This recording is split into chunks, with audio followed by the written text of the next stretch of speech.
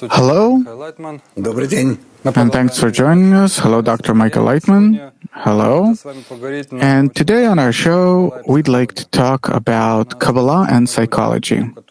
We have many students who come to study Kabbalah, and before that, they studied or continue studying psychology. And so I know that Baal HaSulam, the great Kabbalist of the 20th century, also wrote a lot about psychology.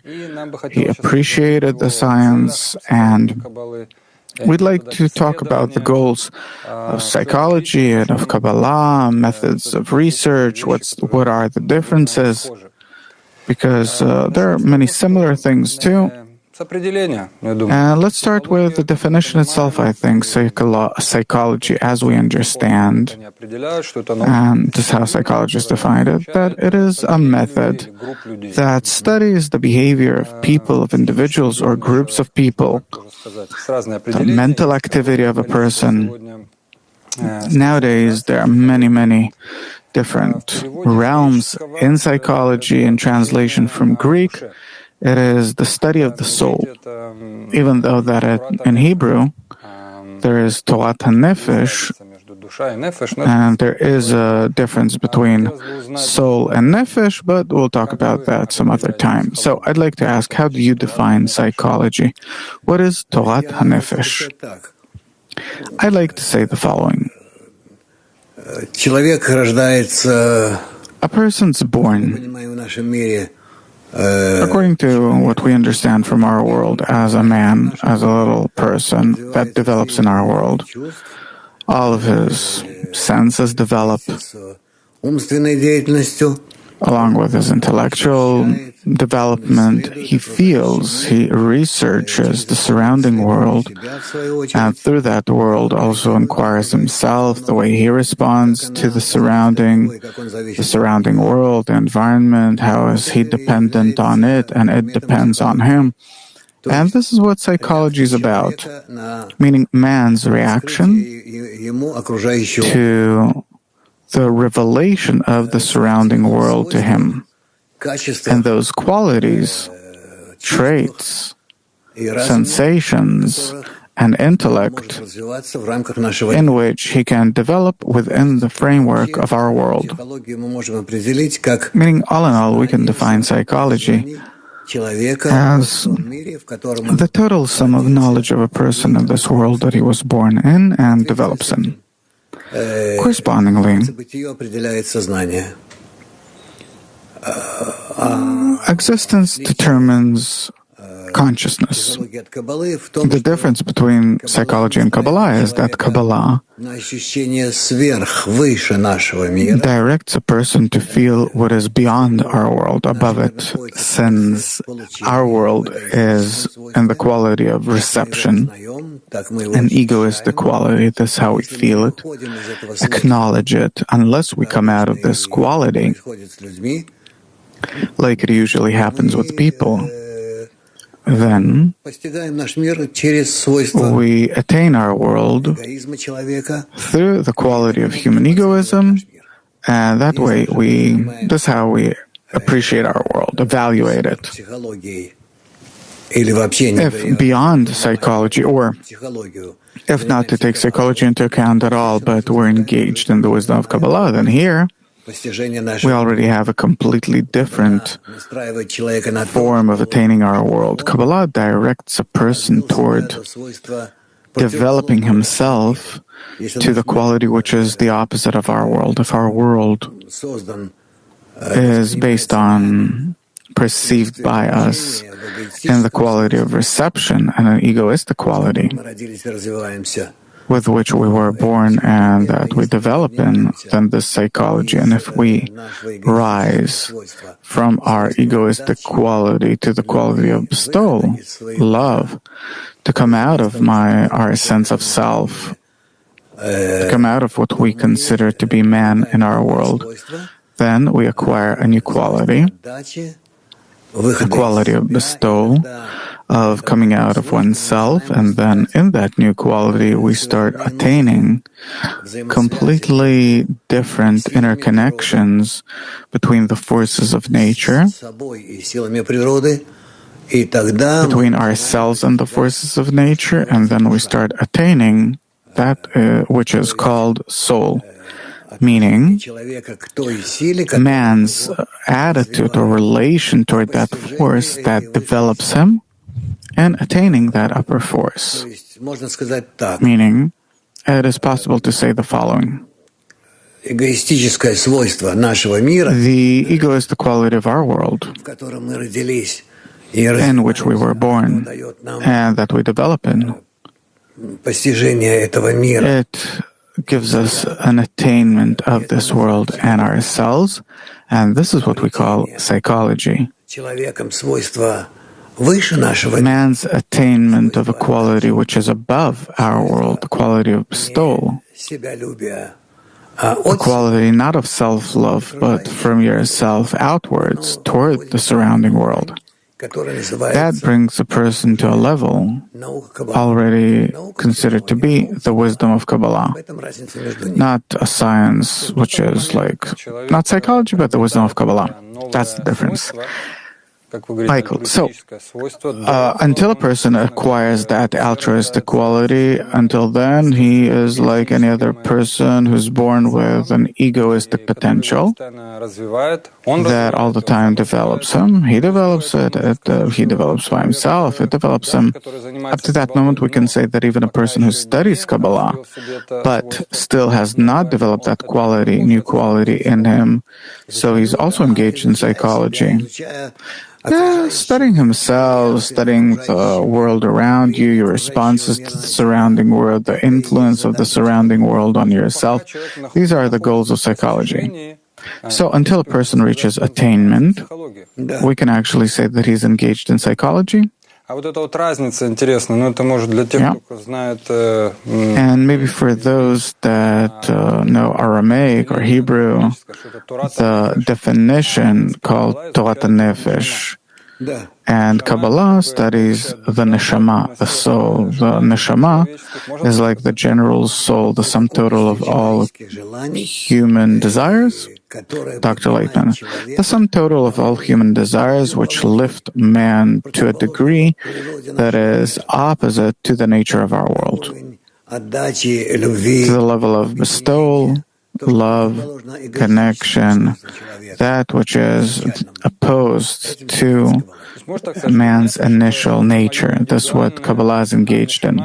Michael, so can we say that the Nefesh is something individual and Neshama is something which is more general, collective? Dr. Laitman, if not taking into account that in Kabbalah there are the levels of Nefesh, Ruach, Neshama, Chaya, and Yechidah, but we simply take man's sensation within the boundaries framework of our world, then you can call that the nature of Nefesh, the soul, but an egoistic soul of man in our world. If we simply take the goals of psychology, which is to study human behavior, to understand your behavior, the behavior of others, to understand where your weakness is, to somehow regulate them, control them,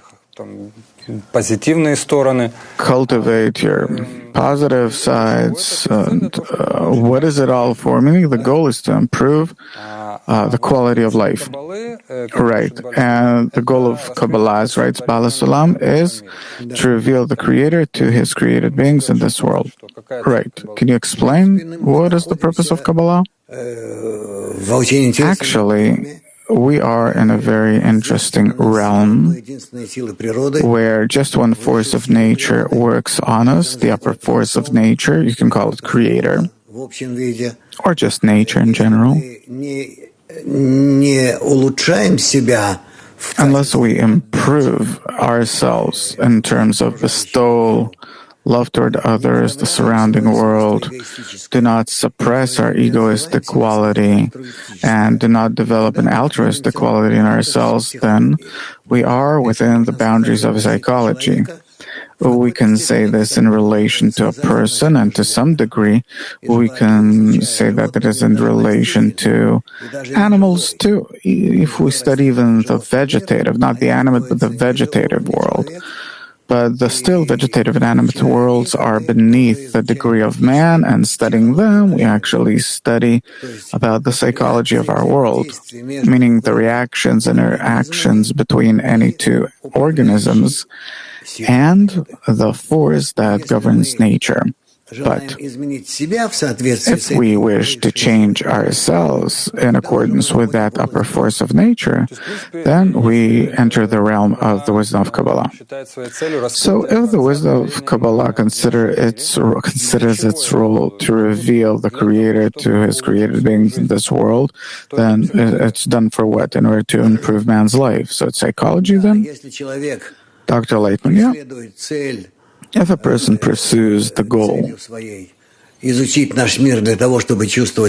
goal pursues a goal of to study our world in order to feel better in it and only within the limited boundaries of the nature that he was given to begin with, then that's psychology.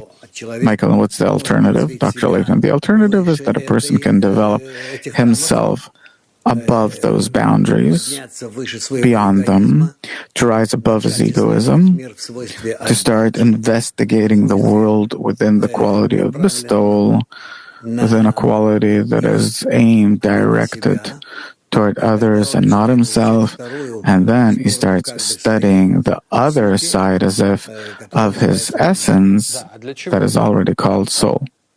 What for? In order to exit the boundaries of our world, in order to really find out what exists outside of him. Because within the boundaries of our world, man, all in all, feels himself, and that which he might grasp within himself. But since our vessel of perception is very limited, then if we develop ourselves toward the quality of bestowal, interconnection, love,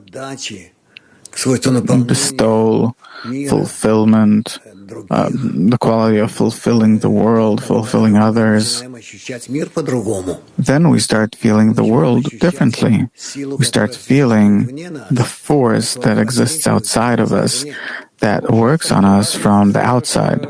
So the only difference is the intention, meaning I study that force of nature in order to improve my life in this world or to exit the boundaries of this world.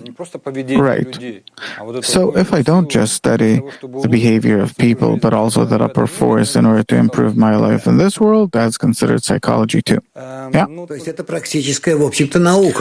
Well, it's a practical science, actually, where we're able to only correctly perceive it. The thing is that in psychology, too, there's a big problem because we're not exiting the boundaries of our senses.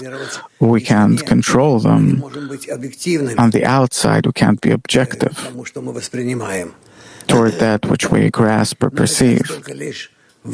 Being only within a certain boundary of the perception of our world. And therefore, our perception is very limited, single-sided, not giving us complete understanding, perception, recognition, not allowing us to use science. We can't correctly measure our senses. We can't exactly see what does the one, the other feel, etc., etc., meaning we lack the main scientific method of perception. Therefore, psychology is not a science in a clearly realistic form of the word. We lack measurements. We can't do anything about it. We describe it all beautifully, etc., etc. And, maybe complicated phrases. And no one can pass from one to another a clear measurement, a clear direction, the circumstances, etc., etc. Meaning, in short, it is a science of our senses which we can't precisely grade in any way. Okay, but from what I know, there are many methods of how to reach goals in psychology, which is observation, introspection. There are many experiments in laboratories, questionnaires, talks, etc. Of course, it can't be objective, as you say, because we're only in one egoistic nature of ours. I can't take a person and connect him, hook him up to some device, and only a device, something meaning that exists outside of us, can give us an objective appreciation of a person's state and his reaction, and that we lack. So people are connected to these things, but those looking at them, they're also in the same qualities. Right, that too. So that's clear. And what about the wisdom of Kabbalah? How does the wisdom of Kabbalah really observe these things so it will be objective? Kabbalah gives us a very interesting result, a very interesting opportunity.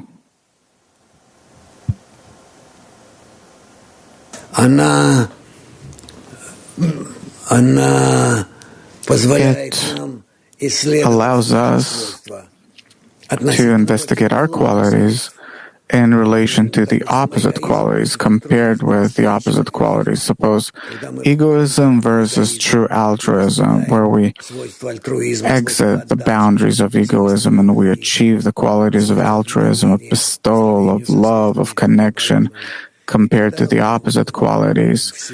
And then inside ourselves, we build a certain system consisting out of two opposite states.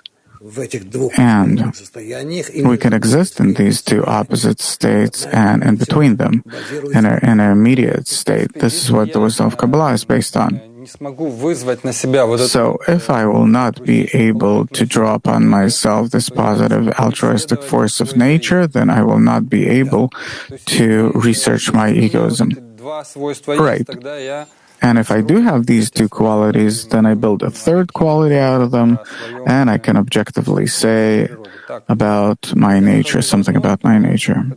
And if I'm just in one of them, then it's possible to measure all of it and everything. Psychologists do that, but within the boundaries of our egoistic nature. Right. Without coming out of their boundaries, and therefore we can't exactly say where we are. Still, if we're already talking about this, Baal HaSulam, in his article, The Wisdom of Kabbalah and Philosophy, he welcomes materialistic psychology, where it's really possible to measure all these things. It's all based on experiments. And he rides philosophy pretty seriously, saying that its period is over, because philosophy really examines certain abstract concepts like the creator, like soul. He writes there, if you can explain, the time of philosophers went by and the rule of those that hold on to philosophical concepts. We need to thank researchers of materialistic psychology that have proven through scientific, based on science, different things that we can use. Yeah, meaning that we can examine people, their behavior, everything that we can measure and research, but we cannot rise above that. Materialistic psychology, it gives us the ability to nonetheless exist in some kind of on some kind of realistic basis, where philosophy, it's something completely abstract. Egoism in Kabbalah and in psychology.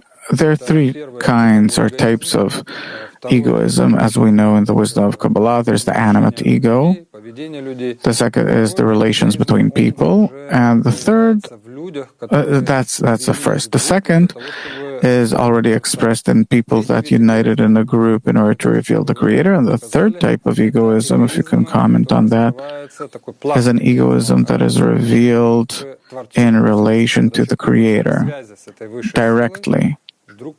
When a person is in direct contact with the upper force, what is that third egoism? That's man's true ego that wishes to rise above his initial innate ego, and then he discovers what actually exists in him, his true ego. Trying to come out of the boundaries of the ego, man starts to examine these egoistic frameworks and sees that he can't. But by achieving them, attaining his ego in all of its forms and manifestations, man begins that way to see his limitedness in terms of his sensations, attainment, and that pushes him to rise higher than his egoistic boundaries. And here, he needs the wisdom of Kabbalah. He becomes needy of the wisdom of Kabbalah that lifts him higher. Sigmund Freud, he defines the egoism as following. He says that it is immersed in human nature, that by ego, this is the aspiration of each individual to satisfy his basic needs. How would you define egoism in Kabbalah? Well, this is only if we're talking within the boundaries of our world, within the boundaries of the corporeal ego.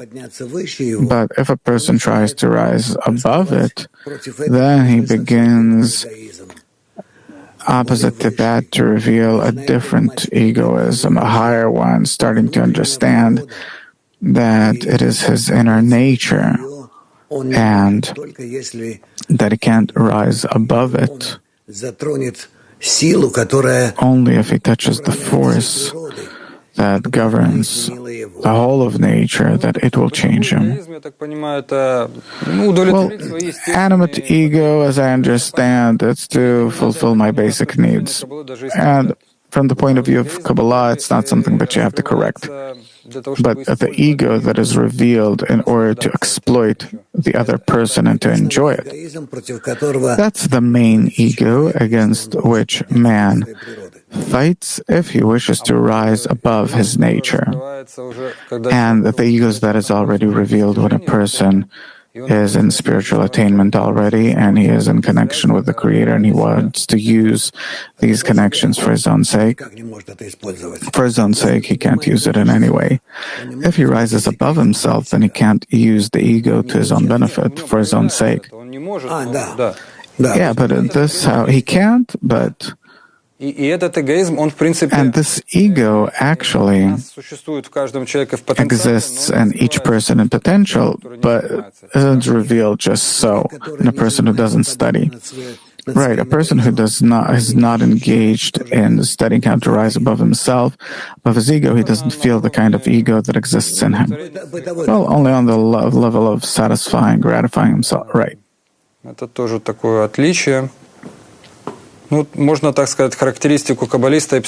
characteristic of, if I understand correctly, the psychologist in me tries to understand, solve problems, analyze them, control his feelings, tries to change the relation, one's attitude toward reality. And a Kabbalist, what does he try to do inside himself? A Kabbalist finds the sources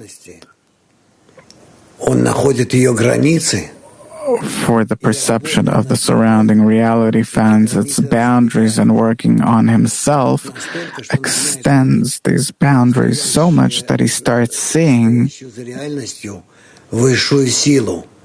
the upper force standing behind reality, the quality of love and bestowal, which is the opposite of the quality of reception and rejection that exists in our world toward everyone and everything.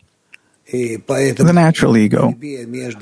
And therefore, in the fight between these two qualities, preferring on every level of one's development the quality of bestowal and connection over the qualities of separation and reception, hate, I'd even say, man already becomes a Kabbalist, meaning he begins to act not on his own part to fulfill his ego, but for the sake of others, for the sake of circulating altruism. How does psychology help, and where is it helpless? I think that psychology is necessary to all people that need to understand what moves them. What are they pushed toward by nature? And when a person studies psychology, but to an extent that can help him understand himself a bit and others, then I'd say that that is the first necessary stage in order to correctly enter the wisdom of Kabbalah. And when a person's already engaged in the wisdom of Kabbalah, would you recommend to continue studying psychology, or might it stand in the way? Well, actually, I don't think that it can stand in a person's way if he studies the wisdom of Kabbalah correctly and seriously. But it won't be necessary for him, because anything that he will start studying in the wisdom of Kabbalah will elevate him so much above the boundaries of our world that he will immediately see. He will study our world standing on the ground or soaring in the air, rising above himself, seeing everything from above. When I prepared myself, I talked to many psychologists and I tried to understand what is the problem of psychology the way they see it. Obviously, in every discipline, there are problems, and they say that the problem is that the egoism grows. Well, they put in different words, and that it's very hard to find methods as to how to control it, because there's a constant growth, especially in the last generation. How do Kabbalists deal with the constant growth of the ego? How to balance it out? Kabbalists, they say that there's no need to balance out the ego. You don't have to do anything with it at all. It's simply necessary to all the time work on developing the quality of bestowal and love, rising above the ego and not remaining on its level. This is the entire approach to the wisdom of Kabbalah. And then when we start rising above the ego to the quality of bestowal, of love, of connection, in our actions, communication between ourselves, then we begin to understand the measure to which the ego, how diverse it is, how powerful in us it is, how hard it is for us to control it, but along with it, we reveal in ourselves a quality which is the opposite of the ego, and then in the sum total of these egoistic and altruistic qualities, can we both acknowledge the science of Kabbalah and psychology? A Kabbalist, does he better understand people than psychologists do? A Kabbalist, he better understands the essence of people better than psychologists. But a psychologist, on the other hand, if we're talking about small, concrete human problems, can solve them better than a Kabbalist can. In what cases would you recommend to turn to a psychologist? I'd recommend to turn to a psychologist, to any person who is not studying the wisdom of Kabbalah, if he feels certain difficulties in socializing and relating to others, maybe in understanding himself, But people that feel that it's necessary for them to find out what do they exist for, what goal or purpose do they need to come to, then such people already need a teacher who's a Kabbalist.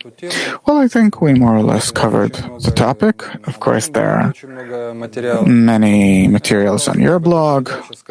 I tried on this show to focus on all of this information, superficially, of course, but I think that the psychologists listening to us, maybe it's not enough for them, but I think that for an ordinary person, it is enough, this information.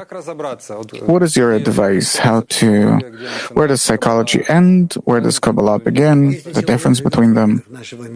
If a person who lives within the boundaries of our world can cope with it and it's okay for him, then he doesn't need the wisdom of Kabbalah. For him, psychology is enough.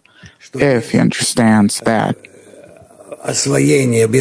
without understanding the inner forces, his inner forces and those of the surrounding world, that without that he can't correctly develop, that it draws him the absence of knowledge.